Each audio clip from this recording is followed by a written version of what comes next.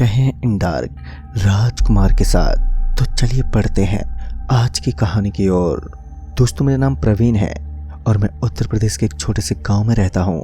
ये बात दरअसल आज से ठीक 4 साल पहले की है, जब मैं शहर से अपने एग्जाम को देकर घर वापस लौट रहा था।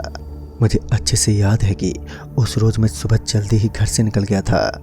मेरे घर से शहर करीब 50 किलोमीटर की दूरी पर था और फिर मैं ट्रेन की मदद से जल्दी ही अपने एग्ज़ाम सेंटर तक पहुंच गया और अपने एग्ज़ाम को देकर जल्दी ही वहां से निकल गया था, क्योंकि शाम के करीब 5 बजे मुझे अपने गांव वापस आना था और उस दिन की यह आखिरी ट्रेन थी। मैंने जल्दी से ट्रेन तक पहुंचने के लिए एक ऑटो लिया और फिर उस ऑटो में जाकर बैठ गया।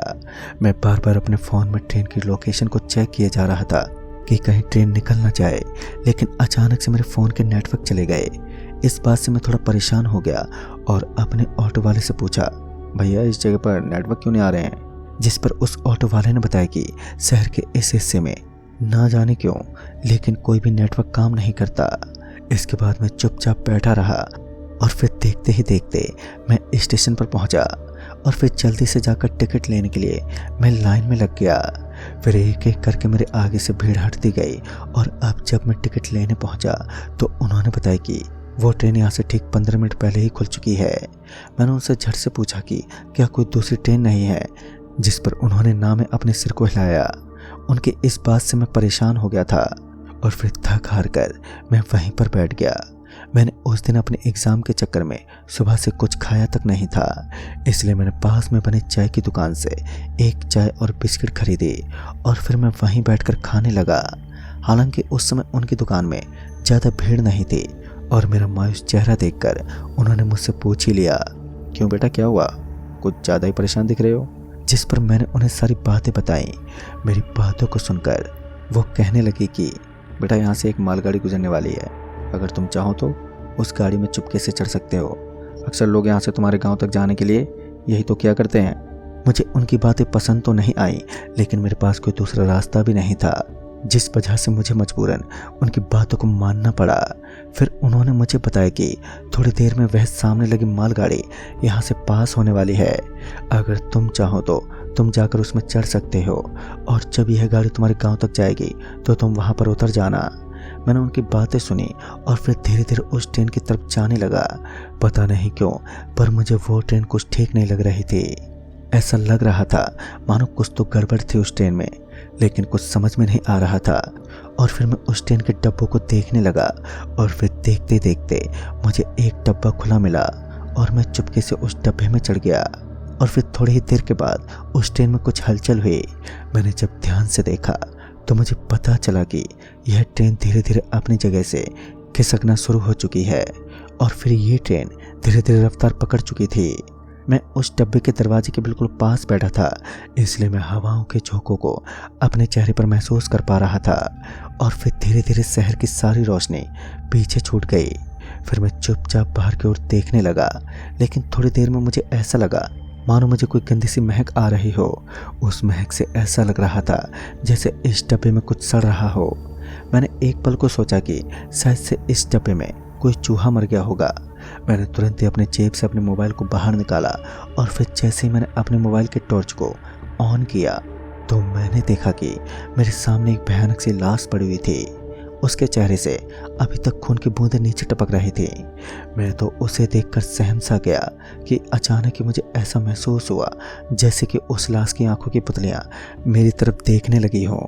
यह देखकर मैं पूरी तरह से डर गया और मेरे हाथ से मेरा फ़ोन वहीं नीचे गिर पड़ा और टॉर्च खुद पे खुद बंद हो गई।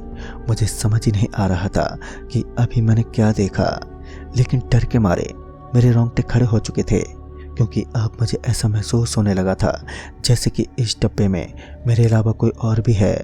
मैंने झट से अपने मोबाइल फ़ोन को ढूंढना शुरू किया और फिर मेरे हाथ मेरा मोबाइल लगा और जब मैंने वापस से डरते डरते अपने फ़ोन के टॉर्च को ऑन किया तो मैंने देखा कि सामने कोई भी नहीं था। फिर मैं पूरी तरह हैरान होकर उस डब्बे के इधर उधर टॉर्च मारकर देखने लगा, लेकिन वहाँ पर कोई भी नहीं था। मुझे लगा जैसे कि अभी मैंने जो कुछ भी देखा था वो सब मेरा वहम था। मैं ये सब सोच ही रहा था कि तभी मेरी नज़रें उस डब्बे के फर्श पर पड़ी, जहाँ पर खून की बूंदें अभी तक पड़ी हुई थीं। यह देखकर मैं समझ गया कि मैंने जो कुछ भी अभी देखा था वो सब कोई वहम नहीं बल्कि सच था। मैंने डरते डरते अपनी टॉर्च बंद की और वहीं मैं चुपचाप से आंखें बंद करके बैठ गया। लेकिन फिर थोड़ी देर के बाद मुझे वापस से वही बदबू आने लगी। मैं इस बार समझ चुका था कि वो आत्मा वापस से मेरे सामने है, लेकिन इस बार टॉर्च जलाने की हिम्मत मैं बिल्कुल भी नहीं कर पा रहा था। मैंने डब्बे से बाहर कूदने की सोची, लेकिन वो ट्रेन अभी भी अपनी पूरी रफ्तार से आगे की तरफ बढ़ रही थी कि तभी मुझे मेरे पैरों में किसी के छूने का एहसास हुआ और मैंने झट से अपने पैरों को पीछे खींच लिया और मैं सहम कर बैठ गया। मैं इतना डर चुका था कि मेरे दिल की धड़कनें बढ़ चुकी थी, मेरी सांसें बिल्कुल असामान्य हो चुकी थी। मुझे कुछ सुनाई पड़ रहा था तो वो था ट्रेन की वो जोरदार रफ्तार से उठती हुई आवाज और अपने दिल की धड़कन। मैंने धीरे धीरे अपनी सांसों को सामान्य किया कि तभी अचानक से किसी ने मेरे पैरों को कसकर जकड़ लिया और मुझे खींचता हुआ डब्बे के दूसरे कोने तक ले गया। मैंने आसपास की चीज पकड़ने की कोशिश भी की, लेकिन मैं असफल रहा। मैं डर के मारे जोर जोर से चीखने लगा, लेकिन इस ट्रेन में तो कोई भी नहीं था जो मेरी आवाज़ सुन सके। और फिर अचानक से मेरा सिर उस डब्बे के कोने से जा टकराया और फिर अचानक से आसपास पूरी तरह रोशनी आ गई। और जैसे फिर मैंने अपनी आंखें खोली तो मेरे सामने ठीक वही आत्मा थी जिसे मैंने कुछ समय पहले देखा था। इस बार उसके हाथ में कुछ तो था जो पूरी तरह नुकीला था। उसने मेरे ऊपर उस चीज़ से ज़ोर से हमला किया और फिर उस चीज़ के चोट की वजह से मेरे सर के 2 टुकड़े हो गए। यह देखते ही मैं चिल्लाते उठा और मुझे पता चला कि मैं सपना देख रहा था।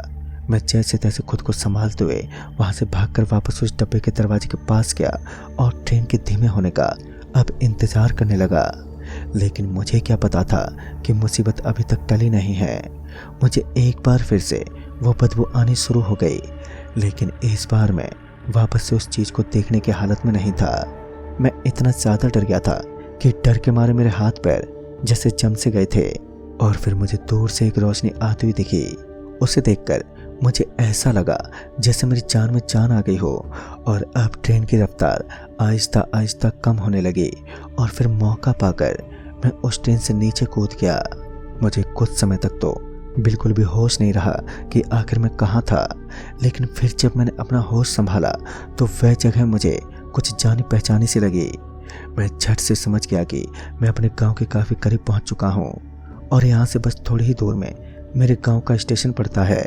फिर मैं वहाँ से भागता हुआ अपने गांव के स्टेशन तक पहुँचा और वहाँ जाकर मैं डर के मारे एक कोने में बैठ गया। मुझे परेशान देख उस स्टेशन के कर्मचारी मेरे पास आए और मुझसे पूछने लगे तो मैंने उन्हें सारी बात बता दी, जिस पर उन्होंने मुझे बताया कि अभी फ़िलहाल में जो ट्रेन यहाँ से गुजरी है उस ट्रेन में एक भी डिब्बे नहीं थे। ये सुनकर मानो जैसे मेरे पैरों तले ज़मीनी खिसक गई और मैंने उस ट्रेन को दूर से ही जाते देखा जिस ट्रेन में वाकई एक भी डिब्बा नहीं था। मैं तो इन चीज़ों से इतना डर गया था कि वो रात मैंने उस स्टेशन पर ही बिताई। मेरे अंदर इतनी भी हिम्मत नहीं थी कि मैं वहाँ से अपने घर लौट जाऊँ। और फिर जब सुबह हुई और मैं अपने माता पिता की मदद से अपने घर पहुँचा और उन्हें जाकर सारी बात बताई, और उस दिन के बाद से आज तक जब भी मैं किसी गाड़ी को देखता हूँ तो मुझे उसी आत्मा का चेहरा बार बार दिखाई देता है और मेरे दिल की धड़कनें एक बार फिर से तेज उठती हैं। तो दोस्तों, इस कहानी में बस इतना ही।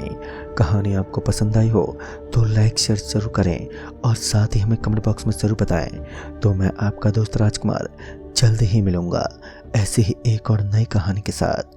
तब तक के लिए बाय एंड टेक केयर।